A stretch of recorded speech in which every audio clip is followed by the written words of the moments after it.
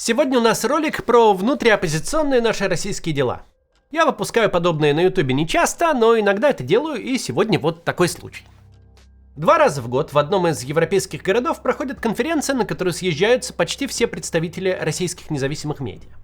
Причем туда зовут как профессиональных журналистов, так и политические медиа, и даже просто политиков, для которых медиа не главное. Это платформа для такого живого общения всех со всеми. Очень полезные мероприятия, я на них часто езжу. Однажды на одной из панелей, где я выступал, несколько журналистов выступили с таким полуобвинением, полупросьбой. Они сказали, что я и моя аудитория отравляют российское медийное поле, что мы с вами как-то очень агрессивно выступаем по отношению к журналистам, и что мои сторонники пишут негативные комментарии к хорошим, по мнению выступающих, материалам. Одни считают, будто я напрямую указываю сторонникам, что делать. Другие, будто я как бы даю понять, что мне не нравится что-то, и просто люди сами идут. Третьи вообще думают, что это какие-то организованные боты. Я ответил на эту претензию и сказал, что вижу ситуацию иначе. Я думаю, что, во-первых, за последние годы выросли и набрали популярность иные медиаресурсы, не такие, которые были популярны раньше, и мой один из них.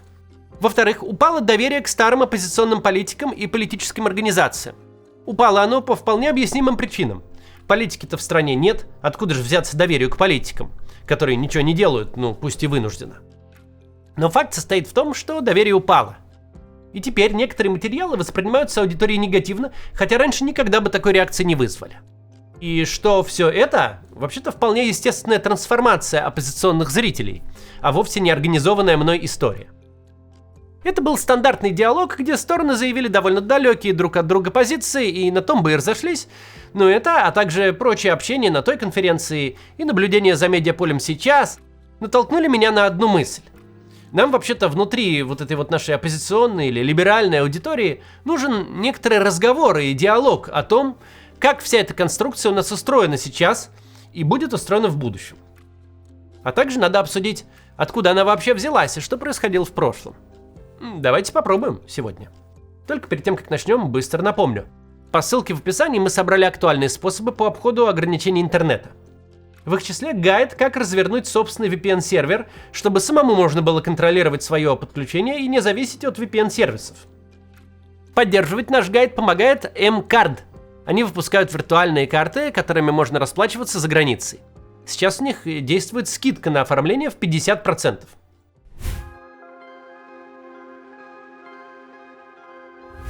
Вся сегодняшняя конфигурация оппозиционных, независимых от власти, либеральных российских сил, даже непонятно, как точно это все назвать, это вытекает из протестов на Болотной 2011 года и из событий, за ними последовавших.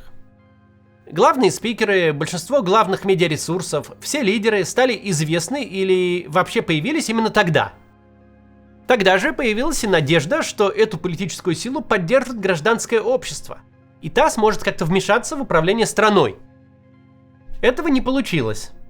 Случилось обратное. Страна, которая тогда, в 2011-м, жила в целом так, как нам бы хотелось, повернула в совершенно противоположное направление.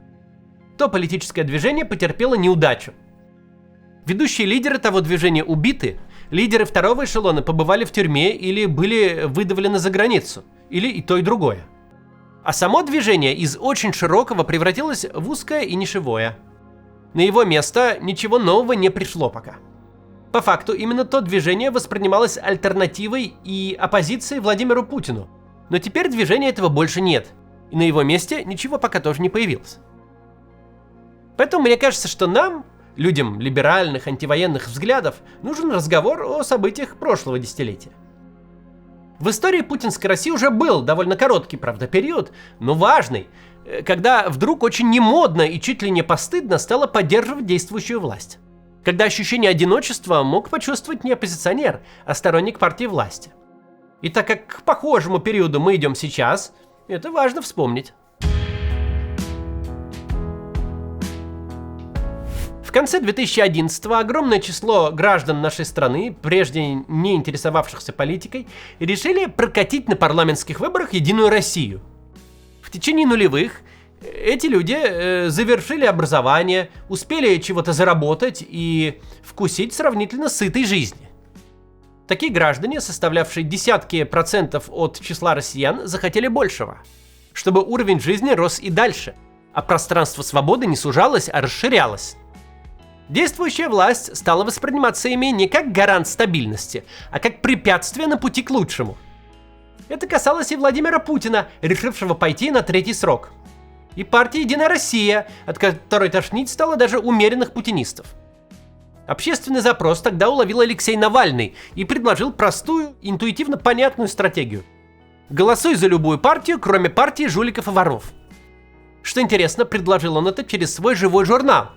YouTube-канал у него в 2011 году тоже был, но он был личным. Туда он выкладывал и политические видео, и просто понравившиеся ему прикольные ролики. Но оппозиционная политика делалась тогда в основном через ЖЖ, частично еще через Facebook и даже через группы ВКонтакте. Посты там собирали десятки тысяч просмотров. По нынешним временам это совсем смешные числа. У нынешних многомиллионных охватах тогда никто и не мечтал. Однако аудитория оказалась достаточно крупной, чтобы запустить беспрецедентную оппозиционную кампанию. Сначала в интернете, а потом и на улицах в центре Москвы. Одним из лучших решений Алексея Навального накануне дня голосования стала организация музыкального конкурса. Немногие вспомнят, но клипы, посвященные предстоящим выборам в Думу, бросились снимать множество певцов-любителей и музыкантов по всей стране. Подборки этих клипов составляли крупные СМИ. Их массово смотрели и те, кто никогда не слышал об Алексее Навальном. Так у него получилось дать начало самоподдерживающейся оппозиционной активности, когда не только протестные лидеры, но и сами граждане создают контент, вовлекающий соотечественников и побуждающий их к политическому действию. Песенный конкурс был не единственным приемом вовлечения россиян в политику. Одним из главных общественных институтов стало движение наблюдателей. Именно благодаря нему на выборах в Госдуму 4 декабря 2011 года были выявлены совершенно наглые фальсификации. Многие в качестве наблюдателей совершили первое свое осмысленное политическое действие. В том числе таким человеком был и я. Я наблюдал в центре Москвы за ходом голосования. Правда, у меня нарушений не было, но потом я поговорил с другими наблюдателями и так и вовлекся в российскую политику. Россиян фальсификации, которые они увидели через айфоны этих наблюдателей, через их рассказы, попросту взбесили. Люди начали массово выходить на улицы и вышли не единожды. В той самой серии митингов 11-12 годов суммарно приняли участие сотни тысяч человек. Это даже в масштабах России очень много, ведь обычно на одного вышедшего приходится сотни не вышедших, но сочувствующих. 26 февраля 2012 была даже такая акция протеста. Москвичи, несмотря на минусовую температуру, встали по всему Садовому кольцу, взялись за руки и таким образом замкнули круг. Это на минуточку, 15,5 километров. А по самому Садовому в это время нарезали круги машины с белыми ленточками на антеннах и дворниках. Так протест против фальсификаций на выборах и против рокировки Медведев-Путин стал модным. К нему примыкали и правые, и левые, общественные деятели, лидеры мнений с диаметрально противоположными взглядами. Ныне ультралояльная фракция «Справедливой России» во главе с Мироновым в то время приходила в Государственную Думу с белыми лентами на пиджаках и прямым текстом выступала против жуликов и воров. Алексей Кудрин, совсем не последний человек из высших эшелонов власти, лично пришел на один из оппозиционных митингов и выступил там со сцены. Я сам тогда, 13 лет назад, впервые выступил со сцены на многотысячном митинге. Он был на Новом Арбате, через 6 дней после президентских выборов, на которых Путин с очень большими натяжками получил 63%, а в столице заметно не дотянул и до 50%. Это даже при том, что многие россияне решили выборы бойкотировать, а с их протестными голосами результаты могли бы оказаться для Путина еще хуже. Сегодня может показаться, будто из России куда-то уехала как минимум половина граждан. Ведь невозможно не задаться вопросом, куда же делся весь этот совсем недавний протест, который охватывал очень значительную часть общества. Сейчас обсудим, куда делся. В этом и оппозиция сыграла некоторую роль. Потом обсудим день сегодняшний чуть-чуть. Но сначала небольшая реклама нашего книжного магазина. Посмотрите, пожалуйста. История учит нас понимать, почему мир стал таким, какой он есть. Почему появился Международный суд? Зачем создавали ООН? Как вышло, что в демократической новой России укрепилась диктатура? На все эти вопросы историки отвечали не раз. Но проблема в том, что через их труды бывает сложно продраться. Книги по истории редко можно назвать легким чтением. Поэтому мы решили создать собственные учебники, где сложные исторические процессы рассказаны интересно и простым языком. Где есть красивые и, что важно, корректные иллюстрации. Такие, чтобы каждый разворот хотелось рассматривать.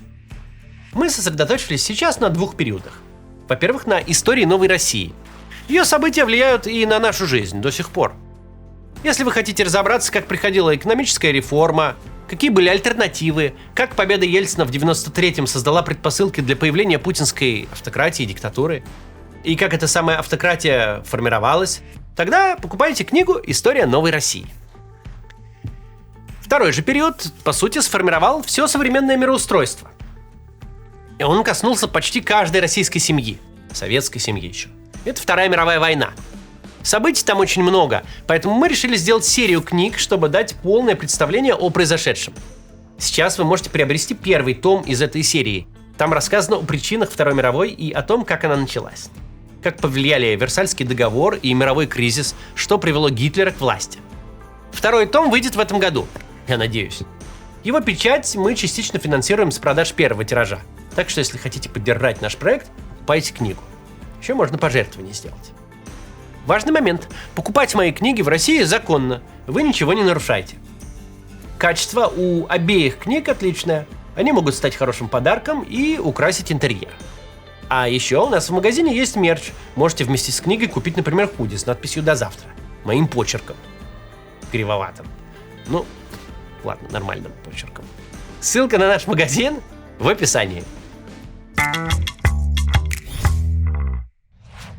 Надеюсь, вам понравятся книжки, в том числе вот эта, которая у нас тут все время в кадре стоит. Ну, продолжим. Так куда же все делось? Ответ на такой вопрос не может быть простым, потому я и говорю о сложной дискуссии, которая нужна российской оппозиции.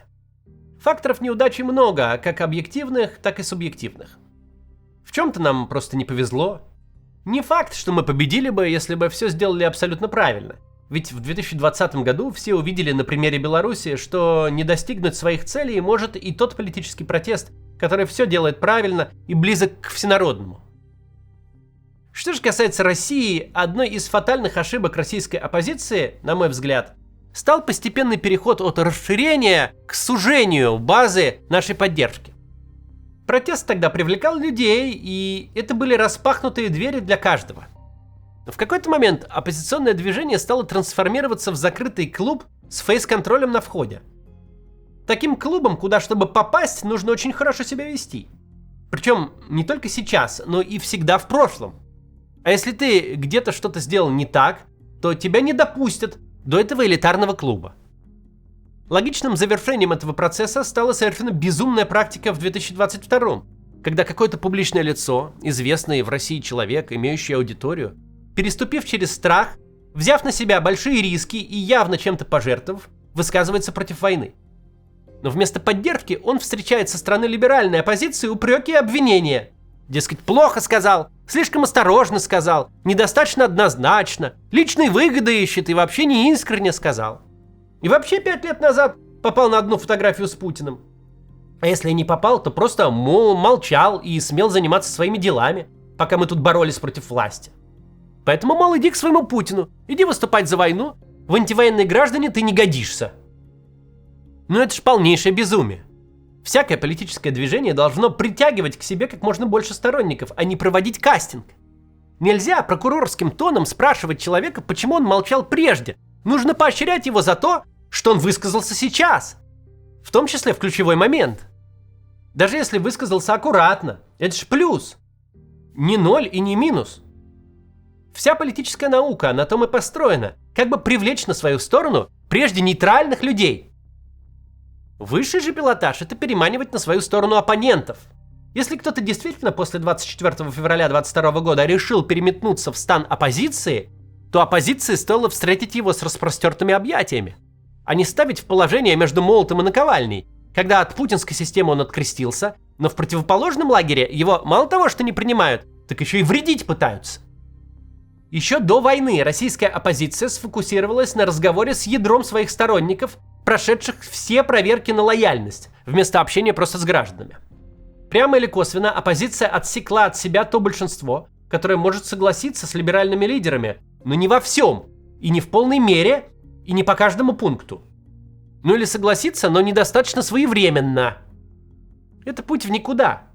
Оппозиция, по сути, оказалась в закрытом пузыре, из которого очень сложно влиять на что-то за его пределами.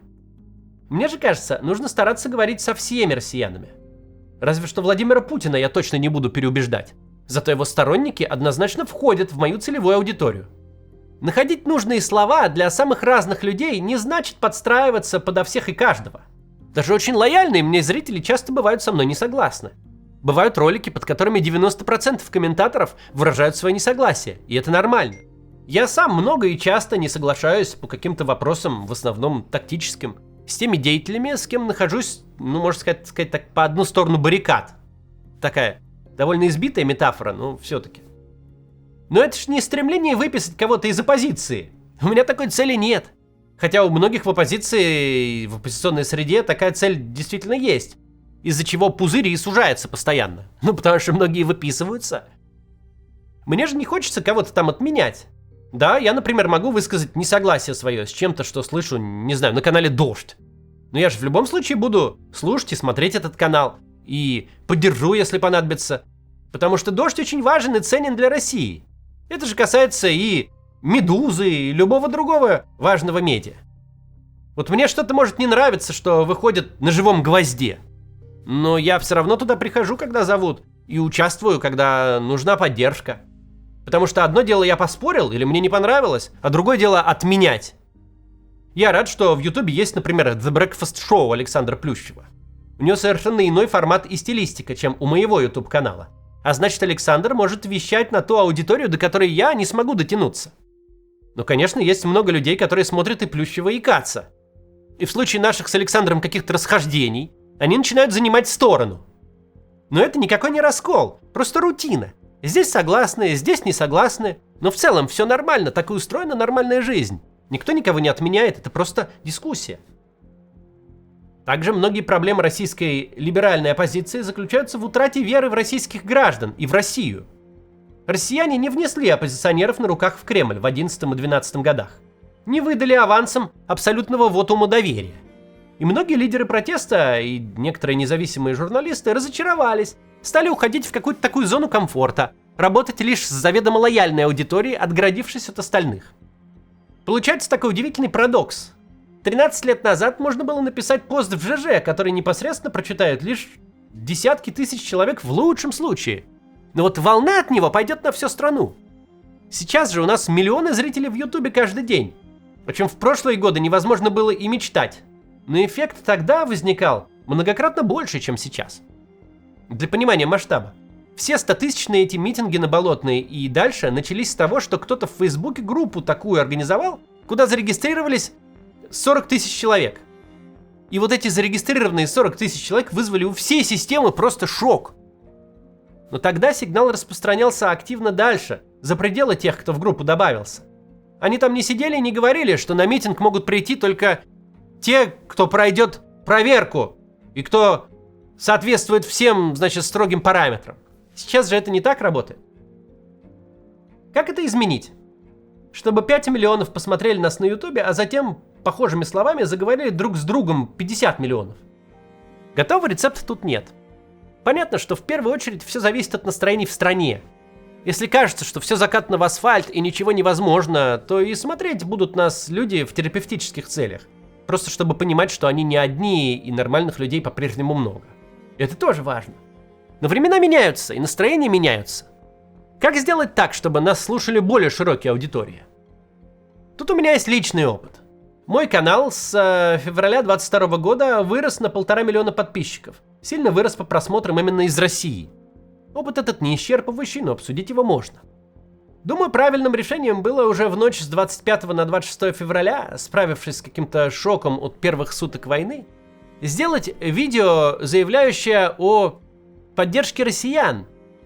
О том, что мы верим в то, что наши граждане и наша страна как-то преодолеют эти темные времена. Что все это обязательно пройдет. В дальнейшем, готовя ролики, я и наша редакция, мы старались представлять в уме такие весы. Прикидывать, на какую чашу ляжет то или иное мое слово. Мне важно не распространять уныние, поддерживать сторонников, перетягивать на свою сторону нейтральных граждан, переубеждать оппонентов, как-то обращаться к элитам для того, чтобы и они о чем-то задумались. Ведь и оппоненты — это наши сограждане, с которыми нам жить в одной стране. Моего личного опыта, конечно, мало, чтобы создать какой-то универсальный сценарий, как и что делать прямо сейчас и потом, когда политический ландшафт начнет меняться. А он начнет обязательно, Путин не вечен. Поэтому наша большая дискуссия еще впереди. О том, что с нами было, и о том, что есть, и о том, что будет. Что мне кажется правильным, так это уже сейчас начать менять неверные практики, которые преследовали нас много лет. Признать, что оппозиция — это не элитарный клуб, куда принимаются только идеальные люди. Признать, что наша роль не прокурорская.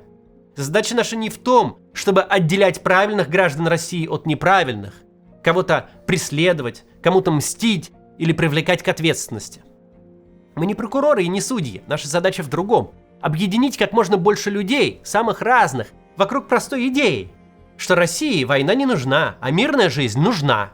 Что задача российского государства не земли присоединять, а о своих гражданах заботиться. Делать так, чтобы жизнь их была лучше, безопаснее, длиннее и богаче. Что государство должно быть для человека, а не человек для государства. Что честные выборы, свобода слова и права человека – это то, что нам нужно. А сильная рука, войны и власть чекистов – это то, что нам не нужно. Это простые идеи, с которыми согласны 90% россиян. И наша задача не изучать, кто из них там что делал в прошлом, а собрать их вместе и пойти по этому сложному пути перемен. Понятно, что сейчас физически сложно что-то изменить. Все закатано в асфальт. Но первый шаг – это для начала для себя признать, что все идет не туда, куда нужно. Это не так-то просто сделать, когда много лет верил в эту систему или вообще работал на нее. Тем более, если в бессмысленной и никому не нужной войне погиб знакомый или родственник. Этот шаг с изменением своей позиции, хотя бы с переходом от «я не интересуюсь политикой» к «в нашей стране что-то не так и надо что-то менять», вот он самый важный. Когда 70% хотя бы граждан страны его сделают, дальше все пойдет проще. Инструменты найдутся. Но для начала нужно желание и воля людей на то, чтобы перемены произошли. И мы, те, кого кто-то в России слушает, должны работать на объединение людей, которые смотрят в эту сторону, а не на разделение их на правильных и неправильных. Начать бы хотя бы с этого. До завтра.